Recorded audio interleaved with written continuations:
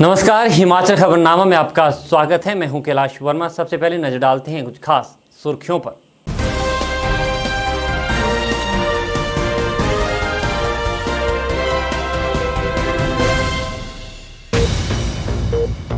राज्यपाल राजेंद्र विश्वनाथ आर्लेकर और मुख्यमंत्री जयराम ठाकुर ने राष्ट्रपति रामनाथ कोविंद को उनके 76वें जन्मदिवस की दी हार्दिक शुभकामनाएं।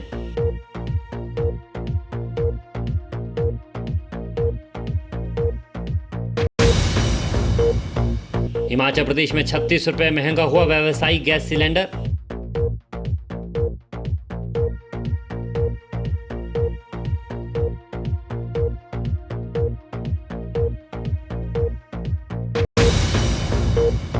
हिमाचल प्रदेश महिला कांग्रेस की अध्यक्ष जैनब चंदेल ने शिमला स्थित कांग्रेस मुख्यालय में सच्चाई आपके द्वार स्मारिका की जारी। कहा, स्मारिका के जरिए केंद्र सरकार की जन विरोधी नीतियों को हर घर तक पहुंचाएगी महिला कांग्रेस।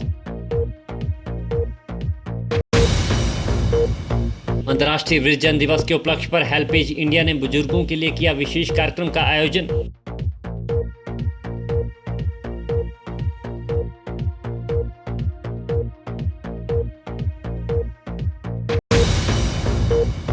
हिमाचल भाजपा के मुख्य प्रवक्ता रणधीर शर्मा ने उपचुनाव में भाजपा की जीत का किया दावा। विपक्षी दल कांग्रेस पर बोला हमला।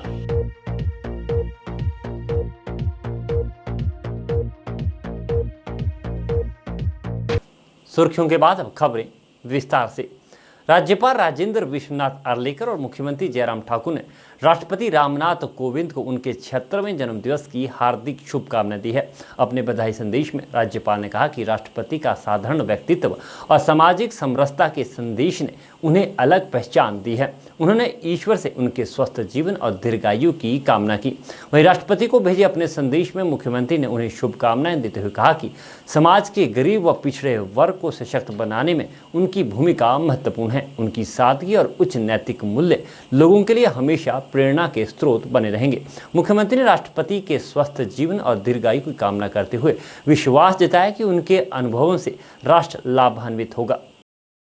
भाजपा के सेवा ही संगठन अभियान के तहत राष्ट्रीय स्वास्थ्य स्वयंसेवक समिति द्वारा प्रदेश भर में एक दिन का विशेष टीकाकरण अभियान छेड़ा गया। शिमला में भी समिति ने सब्जी मंडी के साथ निर्माणाधीन आजीविका भवन में एक दिन का विशेष कोविड टीकाकरण शिविर लगाया। सुबह 10 बजे से शाम 4 बजे तक आयोजित इस शिविर में 88 लोगों को वैक्सीन लगाई गई। शिविर के समापन अवसर पर शहरी विकास मंत्री सुरेश भारद्वाज विशेष रूप से मौजूद रहे। इस मौके पर शहरी विकास मंत्री सुरेश भारद्वाज ने कहा कि कोविड महामारी से बचने का केवल एकमात्र उपाय कोविड वैक्सीन है। इसलिए कोई व्यक्ति वैक्सीन से ना छूटे, इसके लिए सरकार और स्वयं सेवी संस्थाएं अपने अपने स्तर पर काम कर रही है। उन्होंने बताया कि इसी के मद्देनजर आजीविका भवन में राष्ट्रीय स्वयं सेवक समिति ने भी एक दिन का विशेष टीकाकरण शिविर लगाया, जिसमें 88 लोगों को वैक्सीन लगाई गई। शहरी विकास मंत्री ने कहा कि देश भर में हिमाचल प्रदेश एकमात्र ऐसा राज्य है जिसने सबसे पहले सभी लोगों को वैक्सीन की पहली डोज लगाई है और दूसरी डोज भी नवंबर तक लगाने का लक्ष्य रखा है। दुनिया का सबसे बड़ा टीकाकरण अभियान हिंदुस्तान में जो है वो हो रहा है, जहां 76 करोड़ से ज़्यादा लोगों को वैक्सीन लग चुकी है। जितनी यूरोप और अमेरिका के बहुत सारे देशों को इकट्ठा किया जाए उनकी आबादी भी नहीं है।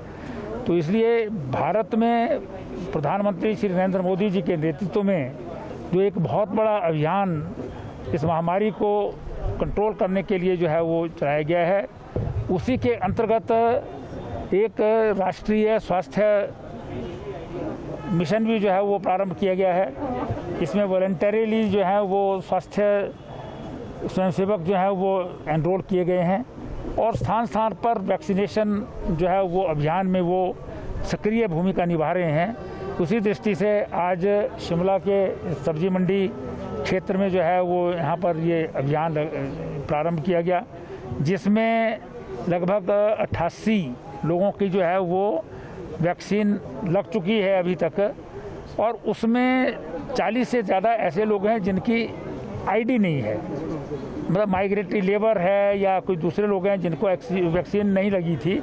ऐसे लोग जो हैं वो आ रहे हैं। तो हमारा उद्देश्य सभी को वैक्सीन लगे, क्योंकि सबको वैक्सीनेशन हो जाएगी तभी जो है वो हम हर्ड इम्यूनिटी की तरफ या कंट्रोल की तरफ जो है वो जा सकेंगे। हिमाचल प्रदेश इस क्षेत्र में प्रथम स्थान प्राप्त कर चुका है पहला डोज लगाने में। अब दूसरा डोज भी नवंबर तक जो है वो पूरा करने का अभियान शुरू किया गया है।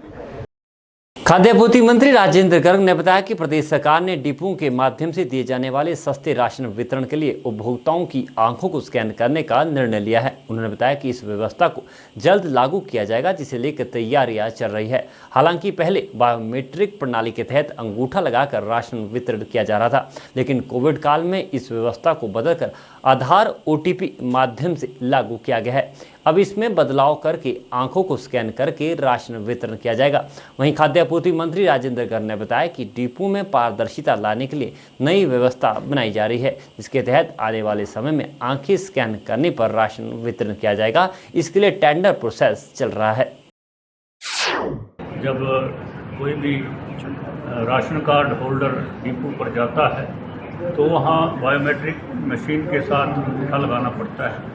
पहले तो हमने उसके साथ एक विकल्प किया कि उसको अंगूठा ना लगाना पड़े, तो अभी कोरोना काल में एक नई व्यवस्था की, उसको आधार OTP के साथ जोड़ा, ताकि उसका नंबर फीड करने से ही उसकी सारी डिटेल आ जाए और उसके अनुसार अंगूठा लगाने की आवश्यकता उसमें ना रहे। और ये सिस्टम लागू हो गया। इसके साथ ही हमारी सरकार ने ये भी निर्णय लिया है कि आँखों की स्कैनिंग करके जो है, इससे भी उपभोक्ता की पहचान हो जाती है कि जिसके हाथ में राशन कार्ड है क्या वो वही व्यक्ति है या कोई और है, किसी और का राशन कार्ड लिया है। तो इस प्रकार आई स्कैनिंग से भी वो भी आधार से जुड़ा रहता है, इसलिए उसको भी इसमें हमने स्वीकृति प्रदान की है और जल्दी ही इस व्यवस्था को भी लागू कर दिया जाएगा, ताकि कई बार सर्वर भी डाउन रहता है, उसके कारण भी दिक्कतें आती है।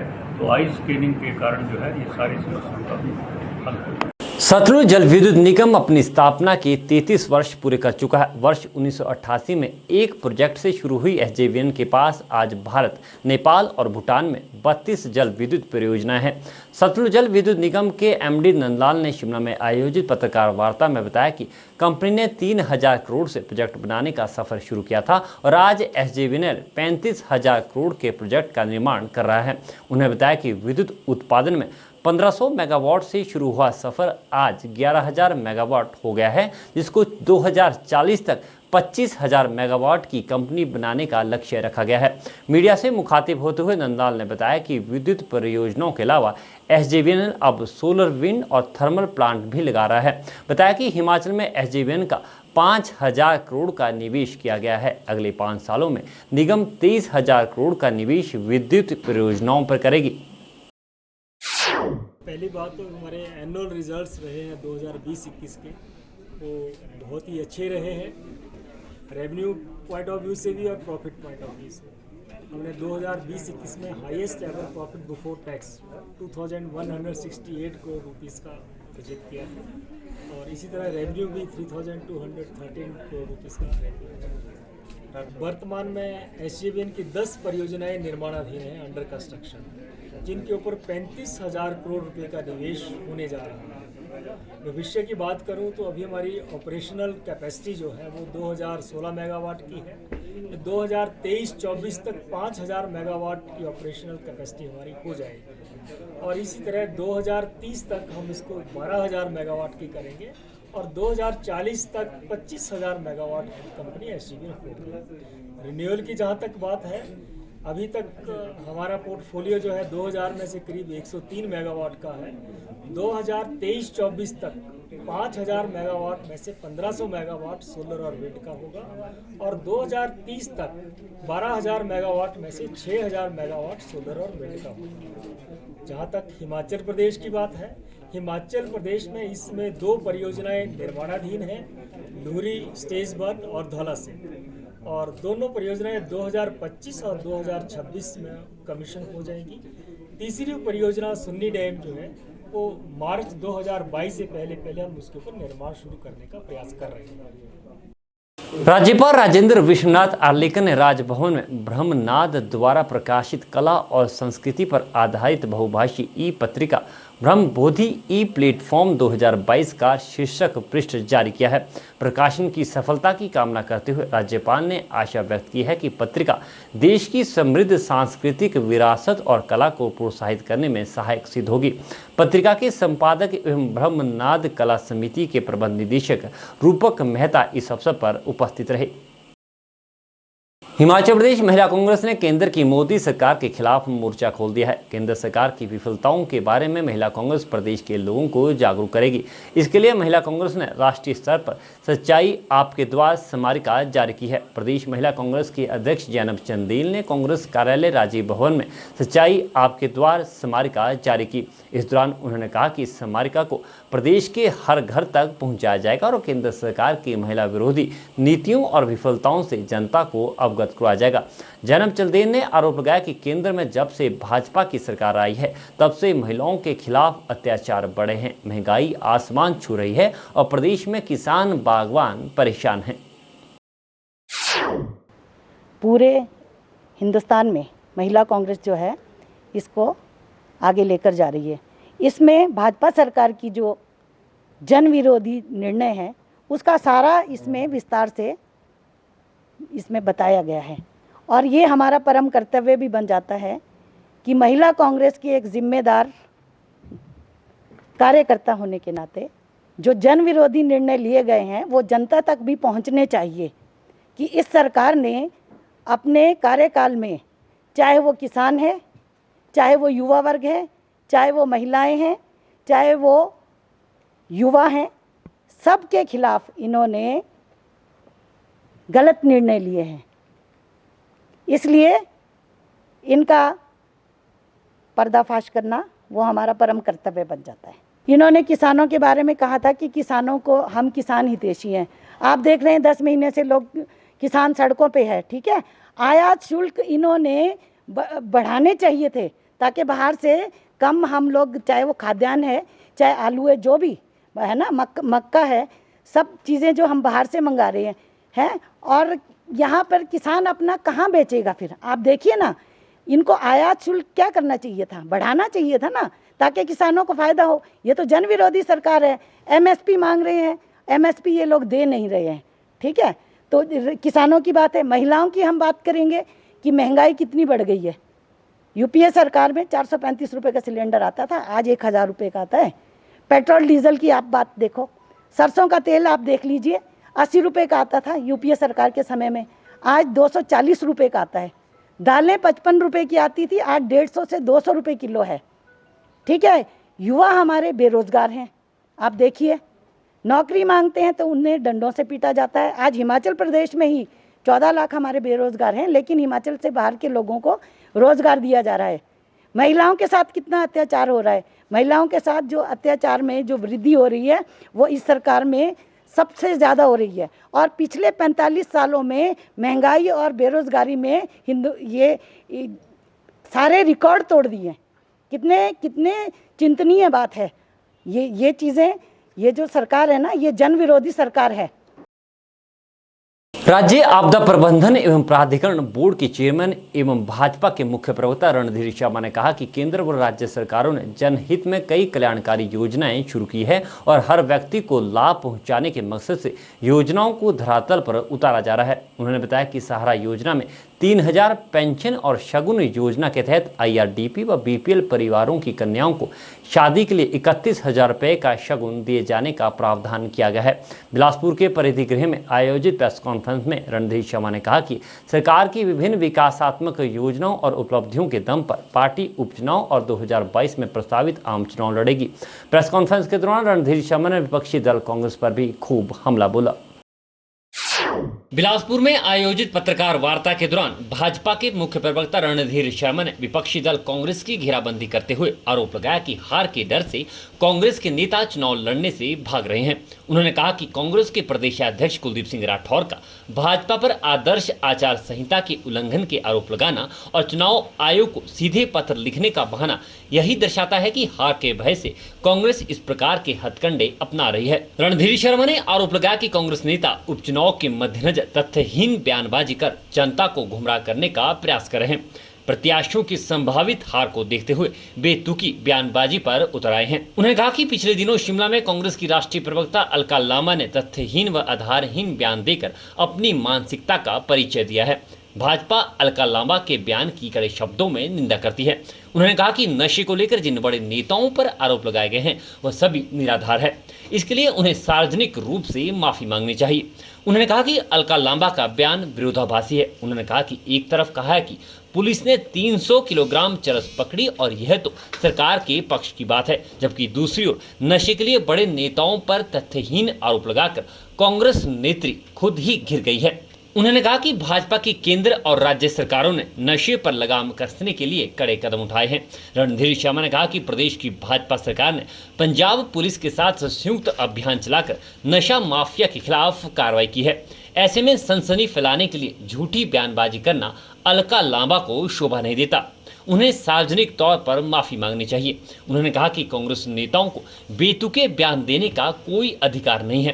कांग्रेस अपनी पार्टी की चिंता करें और हो सके तो कुछ अच्छा करने की कोशिश करे। लोकसभा सीटों और एक लोकसभा सीट पर उपचुनाव होगा, उसके मद्देनजर अपने प्रत्याशियों की संभावित हार को देखकर कांग्रेसी नेता बेतुकी बयानबाजी कर रहे हैं, निराधार आरोप लगा रहे हैं, तथ्यहीन बयानबाजी कर रहे हैं। उनकी राष्ट्रीय प्रवक्ता ने जिस तरह शिमला में आकर हिमाचल प्रदेश की सरकार और मुख्यमंत्री तथा केंद्रीय मंत्री और हमारे राष्ट्रीय अध्यक्ष जी पर निराधार आरोप लगाए हैं, भारतीय जनता पार्टी उसकी कड़ी निंदा करती है। भारतीय जनता पार्टी मांग करती है कि अगर उनके पास लगाए गए आरोपों के प्रमाण हैं तो वो प्रमाण दिखाए, सबूत दिखाए, अन्यथा अपना बयान वापस ले और उसके लिए सार्वजनिक रूप से माफ़ी मांगे। इनको भारतीय जनता पार्टी पूरे दमखम के साथ लड़ेगी, पूरी गंभीरता के साथ लड़ेगी। अपनी केंद्र और प्रदेश सरकारों की उपलब्धियों के दम पर और अपने मजबूत संगठन के बल पर हम इन चारों सीटों को जीतेंगे। और कांग्रेस पार्टी के प्रत्याशी जो हैं वो अभी से चुनाव लड़ने से मना कर रहे हैं, जो दर्शाता है कि उनको अपनी हार सामने दिख रही है। यहाँ तक कि उनके प्रदेश अध्यक्ष अभी से आदर्श चुनाव संहिता के उल्लंघन के आरोप लगाने शुरू कर दिए हैं, ताकि बाद में जब हार के बहाने और कारण गिनाने हैं उनकी कोई भूमिका बनाई जा सके। इसलिए आज इन चुनाव में स्पष्ट है कि कांग्रेस पार्टी जो है वो इन चारों सीटों पर हारेगी और भारतीय जनता पार्टी के उम्मीदवार इन चारों सीटों पर विजयी होंगे। हिमाचल प्रदेश में व्यावसायिक गैस सिलेंडर 36 रुपये महंगा हो गया है। व्यावसायिक उपभोक्ताओं को अक्टूबर में गैस सिलेंडर के लिए 908 रुपये चुकाने होंगे। घरेलू गैस सिलेंडरों के दाम में इस माह कोई फेरबदल नहीं हुआ है। घरेलू उपभोक्ताओं को सिलेंडर होम डिलीवरी सहित 987 रुपये में मिलेगा। घरेलू उपभोक्ताओं को सब्सिडी के तौर पर 31 रुपये उनके बैंक खातों में लौटाए जाएंगे। बीते माह व्यावसायिक सिलेंडर के दाम में 75 रुपये की बढ़ोतरी हुई थी। पहले से ही महंगाई की मार झेल रही जनता की घरेलू सिलेंडर महंगे होने से परेशानियां और अधिक बढ़ गई है। शिमला के कच्ची घाटी इलाके में खतरा बरकरार है। यहाँ हाईवे के समीप अनसेफ हुए 2 बहुमंजिला भवन कभी भी ढह सकते हैं। इनके अलावा नाले के समीप बने 4 मंजिला भवन को भी खतरा है। इन सभी को खाली करवा दिया गया है। पहाड़ी पर लगातार भूस्खलन हो रहा है। साथ लगते मकानों के लिए बनी सीढ़ियों पर भी दरारें पड़ चुकी है। उपायुक्त शिमला आदित्य नेगी ने बताया कि प्रभावित परिवारों को 10,000 की फौरी राहत प्रदान की गई है। भूस्खलन से हुए नुकसान की विस्तृत जांच के आदेश दे दिए गए हैं। उन्होंने बताया कि प्रशासन की ओर से प्रभावित परिवारों को रहने की उचित व्यवस्था कर दी गई है और एहतियात के तौर पर साथ लगते भवनों को सुरक्षा की दृष्टि से खाली करवा दिया गया है। एक बिल्डिंग है, ये दर्शन कॉटेज के नाम से। ये बिल्डिंग जो है दिन से ही अनस्टेबल थी और शाम को जब इन्फॉर्मेशन आई कि ये बिल्डिंग कोलैप्स कर गई है, तो इसमें लगभग जो है 7 परिवार के आसपास इसमें रह रहे थे। और ये बिल्डिंग जो गिरी तो ये एक नीचे एक बिल्डिंग थी भट्ट कॉटेज जो श्रीमती निर्मला भट्ट के नाम पे है, तो उसके ऊपर गिरी। तो कुल मिला के जो है इनिशियल असेसमेंट में जो ये आया कि 7-8 परिवार जो है वो अफेक्ट हुए हैं इसकी वजह से, जो बिल्डिंग की अनस्टेबल होने की वजह से और गिरने की वजह से। पर इसमें जब हमने थोड़ा सा और इंक्वायरी कराई तो इसमें ये पाया गया कि उसके जो ये जैसे बिल्डिंग गिरी है तो इसके आसपास की बिल्डिंग्स को भी अफेक्ट हुआ है। तो इसमें एक जो है नारायण कॉटेज है जो इसके नीचे था, तो वो बिल्डिंग को भी हमने वहाँ से, उनके जो इनहैबिटेंट्स हैं उनको हमने वहाँ से खाली करवा दिया था। जहाँ तक इन लोगों की रिहैबिलिटेशन की बात है तो वहाँ इसके लिए जो है हमने तुरंत जो है एक तो तारा देवी में जो PWD का रेस्ट हाउस है उसको हमने रिक्विजिशन किया। उसके अलावा हमने IPH का जो रेस्ट हाउस है तारा देवी में उसको भी हमने रिक्विजिशन किया। इसके अतिरिक्त जो है हमारा संकट मोचन मंदिर है वहाँ पे भी हमने जो है रहने का अरेंजमेंट किया है लोगों के लिए। तो फिर कल शाम को जब हम लोग मौके पे गए तो सारी सिचुएशन देखने के बाद सारे जो भी अफेक्टेड फैमिलीज़ हैं उनको देखने के बाद हमने लिस्ट किया कि किसको कहाँ पे ठहराना है। उसमें से कई परिवारों ने ये इच्छा जताई कि वो अपने रिलेटिव्स या कहीं और जाना चाहते हैं। तो जो ऐसे थे उनको हमने उनके अपने रिलेटिव्स या जहाँ भी वो जाना चाहते थे वहाँ जाना हमने उनको अलाउ किया। और बाकी लोगों को जो है कुछ लोगों को तारा देवी रेस्ट हाउस में PWD में, कुछ को IPH में, कुछ को जो है होटल्स जो हमारे वहाँ पे थे वहाँ पे भी हमने लोगों को अकोमोडेट किया है। इसके अतिरिक्त अगर मैं बात करूँ फौरी राहत की तो इसमें हमने 10 परिवारों को जो है 10-10 हज़ार रुपये की जो इंटरिम रिलीफ है वो प्रोवाइड करी है कल। और उसके बाद जो है बाकी उसका जो डैमेज और असेसमेंट का जो है वो पूरा केस बनाया जा रहा है। तो उसमें जो रिलीफ मैनुअल के हिसाब से जो भी अमाउंट परमिसिबल होगा वो पूरा डिटेल बना के फिर वो अफेक्टेड फैमिलीज़ को हम प्रोवाइड कर देंगे। उसके अलावा जैसे जो ये बिल्डिंग गिरी थी दर्शन कॉटेज, जिसके पीछे जो नेशनल हाईवे के साथ जो बिल्डिंग्स लगती थी उसमें थोड़ा सा देखा गया कि कुछ दरार वगैरह वहाँ पे आ गई हैं और नीचे का जो है बेस भी उनका जो है उड़ गया है। तो उसके लिए हमने कल वहाँ पे होमगार्ड्स की मदद से वहाँ पे हमने तरपाल वगैरह बिछा दिए हैं वहाँ पे, ताकि बारिश का पानी वहाँ पे ना जाए। इसके अतिरिक्त जो है ये जो उसके अतिरिक्त जो नीचे जो परिवार रह रहे थे जहाँ पे हमें लग रहा था कि कुछ डैमेज हुआ है तो उसमें भी हमने जो है कल एक फैमिली जो नारायण कॉटेज जैसे मैंने पहले बताया आपको, उनको भी वहाँ से हमने वेकेट करा दिया है। तो आज क्योंकि कल जैसे अंधेरा हो गया था तो प्रॉपरली जो है इतना देख नहीं पाया, तो आज भी वहाँ पे जो देखा जाएगा और बिल्डिंग्स का जो है असेसमेंट किया जाएगा कि अगर ऐसी कोई अनसेफ बिल्डिंग होगी तो उन वहाँ के इनहैबिटेंट्स को भी निकाला जाएगा और उनको भी जो है रिहैबिलिटेट किया जाएगा। जिला सोलन की 9 ग्राम पंचायतों में उपचुनाव शांतिपूर्ण तरीके से संपन्न हुए। 9 पंचायतों में से एक पंचायत में पंचायत सदस्य के लिए किसी ने नामांकन नहीं भरा। वहीं 6 पंचायतों में पंचायत सदस्यों को निर्विरोध चुन लिया गया है। रडियाली पंचायत में पंचायत सदस्य के लिए चुनाव करवाया गया। वहीं जिला सोलन के उपमंडल कसौली की छड़ियाना पंचायत में पंचायत प्रधान के लिए चुनाव हुआ। इस दौरान मतदाताओं में मतदान को लेकर भारी उत्साह देखने को मिला। वहीं अतिरिक्त उपायुक्त जफर इकबाल ने बताया कि जिला सोलन की 9 ग्राम पंचायतों में चुनाव होना था, जिसमें 2 में चुनाव हुआ और अन्य 6 पंचायतों को सर्वसम्मति से निर्विरोध चुन लिया गया। उन्हें बताया कि चुनाव प्रक्रिया शांतिपूर्ण तरीके से संपन्न हुई। आज हमारे यहाँ छड़ियाना पंचायत में प्रधान जी के इलेक्शन हो रहे हैं। अभी हाल ही में हमारे यहाँ की जो पूर्व प्रधान थी आशा धीमान जी, उनकी मृत्यु हो गई थी। उसके बाद अब ये पोस्ट खाली हुई थी, उसके हिसाब से यहाँ पर इलेक्शन हो रहे हैं। तो लोगों से मेरा आह्वान है ज़्यादा से ज़्यादा आके मतदान करें, ताकि जो पंचायत की जो अच्छे से अच्छी पंचायत आए और लोगों का जो पंचायत का विकास। आज यहाँ पे प्रधान पद के लिए चुनाव हुए थे, जिसमें मैंने भी खुशी खुशी अपना सहयोग दिया है और मुझे उम्मीद है कि यहाँ पे अच्छा प्रधान नियुक्त होगा, जिससे हमारी पंचायत का अच्छे से विकास होगा। जिला सोलन में टोटल 9 जगहों पे उप चुनाव होने थे। 9 में से 8 जो है वो वार्ड मेंबर्स के थे और 1 प्रधान का था। उसमें से एक जो है नॉमिनेशन वार्ड नंबर 3 जो है कुनहर ग्राम पंचायत में कुनिहार ब्लॉक में, वहाँ नॉमिनेशन रिसीव नहीं हुआ। उसके अलावा 6 जगहों पे निर्विरोध मेंबर्स चुने गए हैं और 2 जगहों पे आज इलेक्शन चल रहा है। एक वार्ड मेंबर के लिए रडियाली में, ग्राम पंचायत रडियाली में जो है ब्लॉक नालागढ़ में चल रहा है और प्रधान के लिए छड़ियाना ग्राम पंचायत में ब्लॉक सोलन में जो इलेक्शन है वो चल रहा है। कोई दिक्कत परेशानी नहीं है, बड़े आराम से बिल्कुल शांति से चुनाव हो रहे हैं। आपने जैसे देखा कि 6 जगह पे तो निर्विरोध आ गए, सिर्फ 2 जगह पे जो है चुनाव है वो 4 बजे तक चले। अंतर्राष्ट्रीय वृद्धजन दिवस के उपलक्ष्य पर हेल्पेज इंडिया द्वारा शिमला के विकास नगर में बुजुर्गों के लिए एक विशेष कार्यक्रम आयोजित किया गया।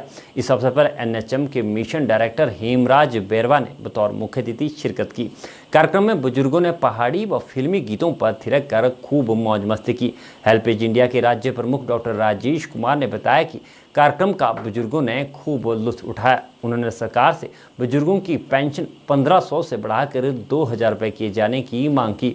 वहीं NHM के निदेशक हेमराज बैरवा ने कहा कि हेल्पेज इंडिया और सरकार मिलकर बुजुर्गों की सेवा व कल्याण के लिए हर आवश्यक कदम उठा रही है। उन्होंने बुजुर्गों की सेवा व स्वास्थ्य देखभाल में हेल्पेज इंडिया द्वारा किए जा रहे प्रयासों की खूब सराहना की। इस अवसर पर बुजुर्गों को सम्मानित भी किया गया।